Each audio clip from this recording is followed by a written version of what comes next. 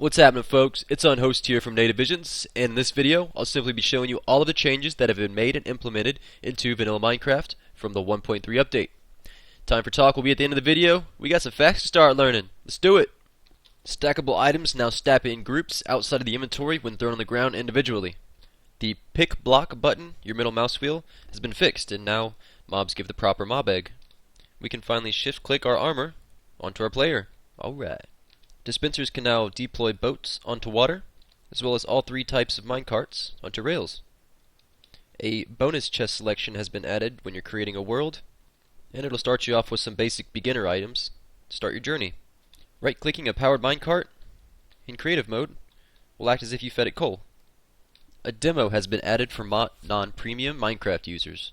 We can also finally shift-click into brewing stands, as well as enchantment tables. A cheats-enabled selection has also been added when created a new world, which will give you some single-player commands. Mojang updated and upgraded the language files for accuracy and depth for many languages. While in creative mode, if you shift-click back into the inventory, it'll delete all your items, unfortunately, so be careful. Slimes don't spawn as much in a flat world. An editable book and quill has been added to the game and crafted with a book, a feather, and an ink sac.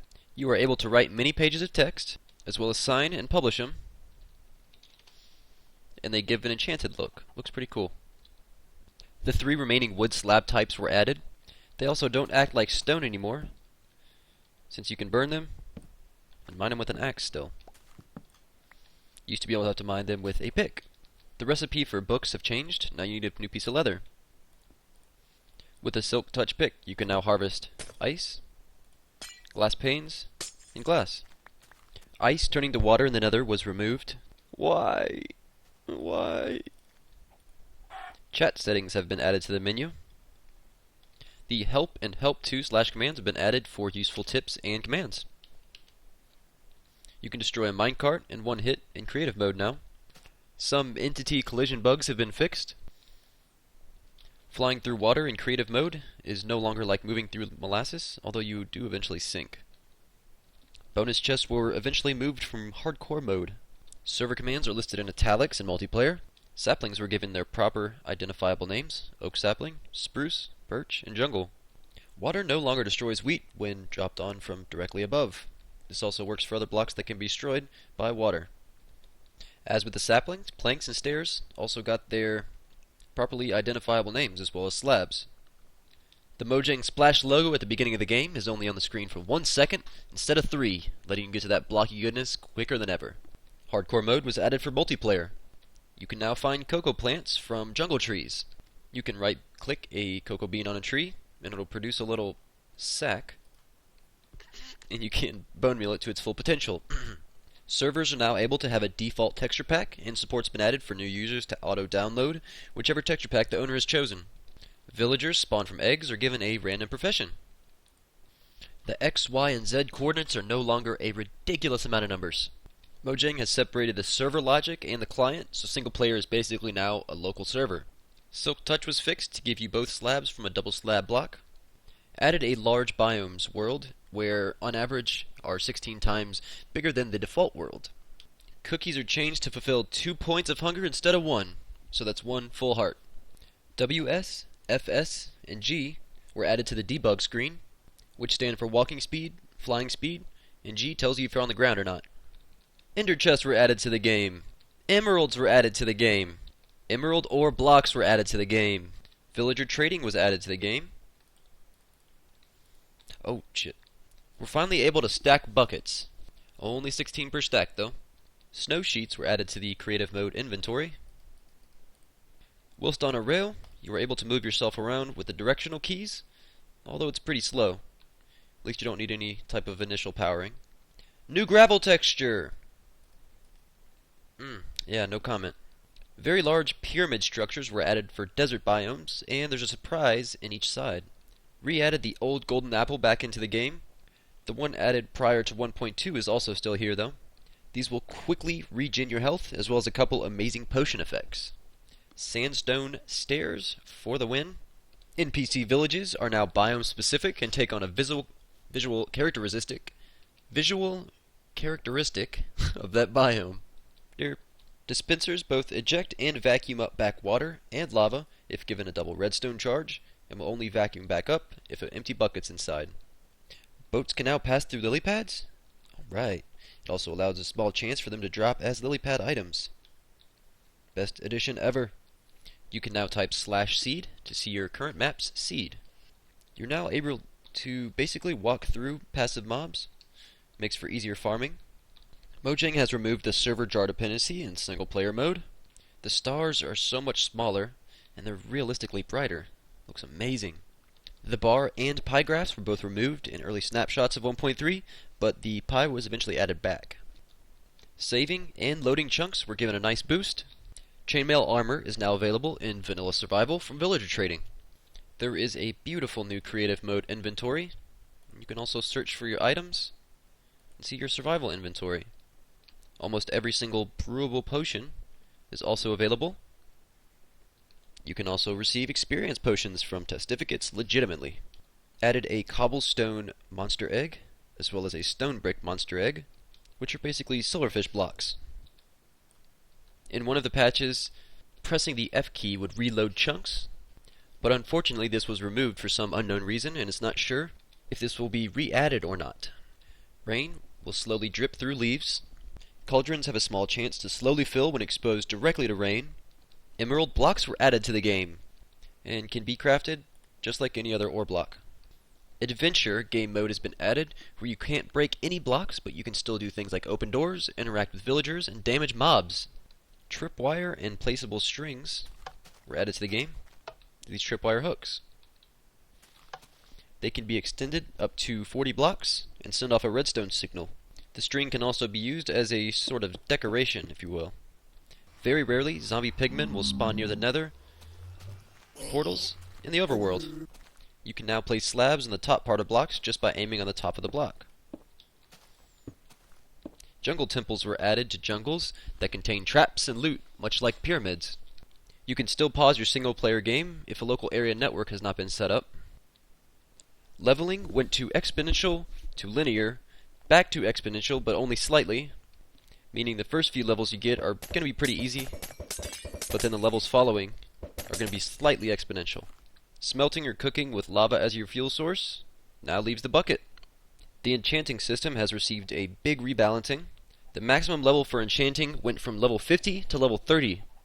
Mining most ores that are non-smeltable, using a furnace to cook or smelt, will also give you experience, as well as getting achievements. Much better.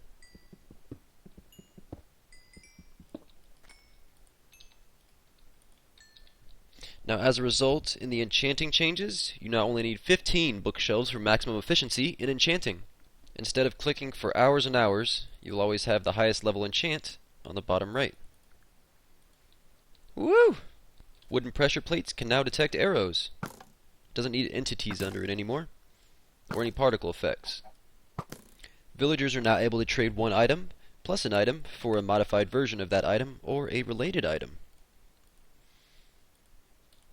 Stairs hitboxes were changed to directly correlate with their shape. Texture packs that are in folders and not a zip file are finally recognized as texture packs now. Other players can now see the cracking texture for other players whilst they're mining blocks. Tripwire string now detects all entities such as mobs, items, and arrows. Boats move a lot quicker now, and supposedly they can accelerate, as well as they're a little easier to steer, but again, no comment. You can now find end portal frames in the creative mode inventory, and they're placeable and act just as the others do. It takes about 825 experience to reach level 30 now. To sum up the previous fact, the first 16 levels are indeed linear, while 17 plus are exponential. If the owner of a single-player world types /publish, that game now becomes open for a LAN connection. The /TP command was added. You were able to now place levers on the bottom side of blocks. Ender chest will now drop 8 obsidian and no Eye of Ender when mined, with a non-silk touch pick. Many sounds in multiplayer not previously be able to be heard have been fixed, much like a pop of a chicken when it lays an egg. Explosions will now block a player black about a few blocks during an explosion. They will knock you back. Herp, derp. The downwards knockback whilst drowning has been removed. Pigs will now drop at least 1 to 3 pork chops instead of 0 to 2. Sorry, buddy. All wood types finally receive their stair counterpart. All the items you see here can be placed on an upside down half slab, as well as upside down stairs. The sky in the end has changed colors from a greenish hue to a slightly purple hue. It's kind of grainy. Alright. The multiplayer menu will scan for land servers automatically. Villagers will eventually remove their trade option if used anywhere from 3 to 15 times, calling for a nerf in emerald or item farming. However, you can still find ways to make infinite villagers. Pistons are much less error prone and glitchy, but at the price of updating a tad slower, resulting in a possible change of timing for some redstone contraptions. What this means is zipper elevators and other type of piston elevators will work again in multiplayer. Alright. Ow! Signs are also stackable in quantities up to 16. Mobs can spawn on the top of upside down half slabs. Damn it, Dinnerbone. Silverfish under poison effects will call a mate from nearby monster eggs. And for each tick they receive, another mate will come out. Vex likes to call this a silverfish apocalypse. When mining ores that don't require smelting, experience depends on the rarity, meaning that diamonds and emeralds will give you much more experience than coal. The fortune enchantment does not affect this anymore. Boats will now drop a boat, if mined, but if it crashes, it will turn into 2 sticks and 2 logs. Netherwort can be grown in the overworld and the end now. Bone meal is still rendered useless against their growth rates, though. And last but definitely not least, Mojang has greatly improved memory usage and received a slightly noticeable performance boost, an improvement in the single-player and multiplayer aspects by reducing CPU, RAM, and bandwidth requirements. Woo! 120 facts in about 12 minutes. That was sweet. Okay, so here's where all the blibber blabber goes. So, excuse me, in between the 1.2.5 and 1.3 updates, Mojang's been releasing downloadable snapshots that I've personally been following very, very closely and kind of tracking every single change and saving them in like a little list for this video. It's for all of you guys to watch, in a short 12-minute span instead of having to, do the research and find every single one yourself. Now, I'm also the author of 2 videos called 120 Facts You Might Not Have Known About Minecraft, as well as 120 More Facts You Might Not Have Known, and if you haven't seen those, go check them out. But ironically, the 1.3 patch contains just over 120 changes, so I've cut out just a few small changes that didn't deem I didn't deem too important, but you'll still be able to find those in the description below.